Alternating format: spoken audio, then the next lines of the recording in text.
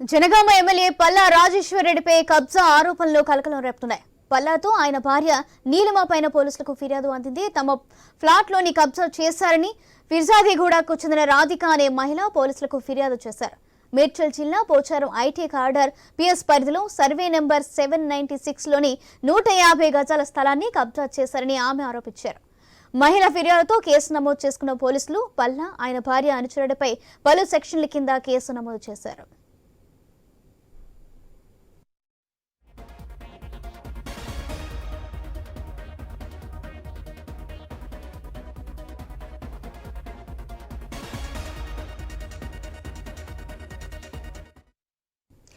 Janagama MLA Palla Rajeshwar రెడ్డిపై కబ్జా ఆరోపణలు కలకలం రేపుతున్నాయి. పల్లాతో ఆయన భార్య నీలిమ పైన పోలీసులకు ఫిర్యాదు అందింది. తమ ఫ్లాట్ను కబ్జా చేశారని ఫిర్జాదిగూడకు చెందిన రాధిక అనే మహిళ పోలీసులకు ఫిర్యాదు చేసింది. మేడ్చల్ జిల్లా పోచారం ఐటీ కార్డర్ పిఎస్ పరిధిలో సర్వే నెంబర్ 796లోని 150 గజాల స్థలాన్ని కబ్జా చేశారని ఆమె ఆరోపించింది. మహిళ ఫిర్యాదుతో కేసు నమోదు చేసుకున్న పోలీసులు పల్లా ఆయన భార్య అనుచరుడిపై పలు సెక్షన్ల కింద కేసు నమోదు చేశారు. రేటు ఇదే విషయానికి సంబంధించి మరింత సమాచారం న్యూస్ రూమ్ నుంచి మా ప్రతినిధి రవిచంద్ర అందిస్తారు. రవిచంద్ర,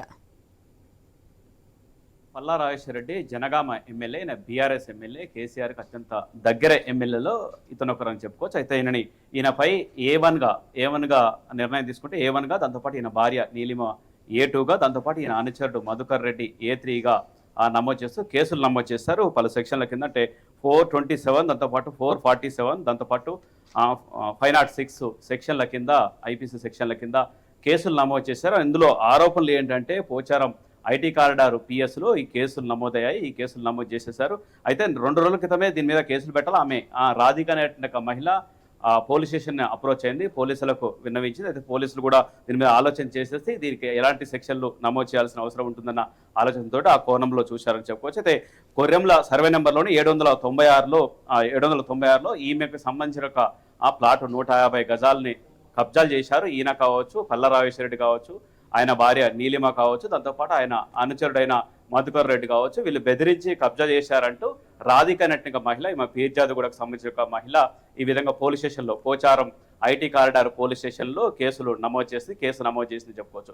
అయితే ఈ నీలిమ హాస్పిటల్ కోసం, దాంతోపాటు అనురాగ్ యూనివర్సిటీ కోసం ఇవన్నీ పక్కపక్కన ఉంటాయి. అయితే ఈ పల్లా రాజేశ్వర రెడ్డికి సంబంధించిన కాలేజ్ కావచ్చు, హాస్పిటల్ కావచ్చు, యూనివర్సిటీ, దాంతోపాటు హాస్పిటల్ నీలిమ హాస్పిటల్ ఆయన భార్య పేరుతోటే ఈ నీలిమ హాస్పిటల్ని ఏర్పాటు చేశారు. అయితే ఇందులో ఈ నీలిమ హాస్పిటల్ కావచ్చు, అనురాగ్ యూనివర్సిటీ కావచ్చు, వీటికి కొంత భూమి అవసరం పడ్డది. చుట్టుపక్కల అక్కడ ఉన్నట్టు ఈ కొర్రెంల కావచ్చు, దాంతోపాటు చౌదరిగూడ కావచ్చు, ఈ విలేజ్లో అంటే ఈ ప్రాంతాల్లో ఈ కాలనీలో ఉన్నట్టు భూములకు సంబంధించిన సుమారు 300 ప్లాట్లు ఉంటాయి. అందులో 160 ప్లాట్లని తక్కువ ధరకే కొనుగోలు చేశారన్న ఆరోపణలు కూడా చేస్తున్నారని చెప్పుకోవచ్చు. రాధిక కావచ్చు, మరికొంతమంది కూడా వస్తారు. ఈ విధంగా మరికొంతమంది కూడా పోలీస్ స్టేషన్ కావచ్చు, కోర్టులు కూడా ఎక్కేటానికి అవకాశాలు ఉన్నాయని చెప్పుకోవచ్చు. ఎందుకంటే ఇప్పుడు రాధిక అప్రోచ్ అయింది, రాధిక ఈ విధంగా కేసు నమోదు చేసింది. ఇక దీంతో పాటు మిగతా 160 మంది కూడా వస్తారంటే అభిప్రాయాన్ని కూడా వ్యక్తం చేస్తున్నారు. కాలనీ వాసులు కూడా మేము కూడా కేసులు పెడతాం, దాంతోపాటు కోర్టుకు వెళ్తాం. గతంలో మేము రెవెన్యూ అధికారులకు చెప్పాం, దాంతోపాటు హెచ్ఎండి అధికారులకు చెప్పాం.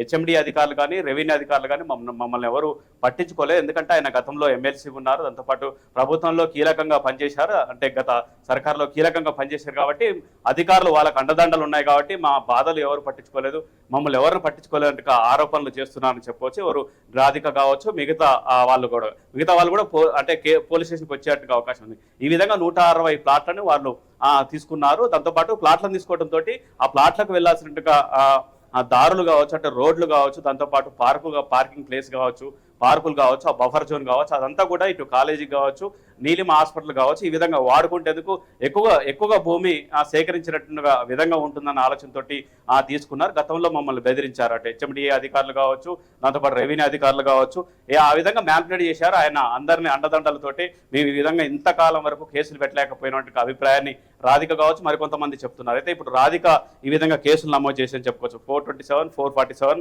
దాంతోపాటు 506 సెక్షన్ల కింద కేసులు నమోదయ్యాయి, చర్యలు తీసుకోవాలి దీని మీద అంటూ చెప్పారు. అంటే ఈ విధంగా ఆ బీఆర్ఎస్ ఎమ్మెల్యే కాబట్టి గతంలో ప్రభుత్వం బీఆర్ఎస్ ఉంది కాబట్టి ఆ విధంగా అంత అప్పట్లో పెద్దగా పట్టించుకోలేదు. ఇప్పుడు కాంగ్రెస్ వచ్చిన తర్వాత, రేవంత్ రెడ్డి వచ్చిన తర్వాత దీని మీద దూకుడు పెంచేటువంటి అవకాశాలు కూడా లేకపోలేదని చెప్పుకోవచ్చు. నిన్న శివ బాలకృష్ణ ఇదే హెచ్ఎండిఏలో పనిచేసేందుకు మాజీ డైరెక్టర్ మీద కూడా, ఆయన మీద కూడా ఏసీబీ అధికారులు దాడులు చేసి ఆయన కూడా ఇప్పుడు అరెస్ట్ చేసేసి చెంచల్ కూడా జైల్లో ఉంచారు. దాని తర్వాత ఇప్పుడు ఇవాళ బీఆర్ఎస్ ఎమ్మెల్యే జనగాం ఎమ్మెల్యేని జనగాం ఎమ్మెల్యేపై ఈ విధంగా పలు సెక్షన్లు నమోదు చేసేసి కేసులు నమోదు చేసేశారు.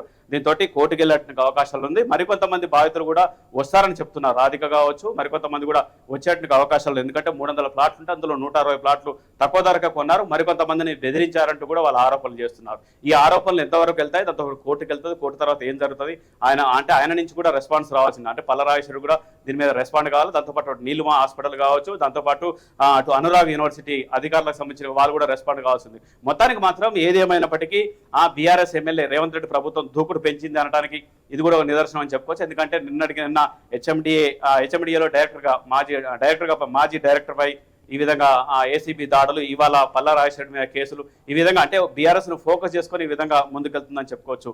సౌజన్య. Right, thank you Ravichandra.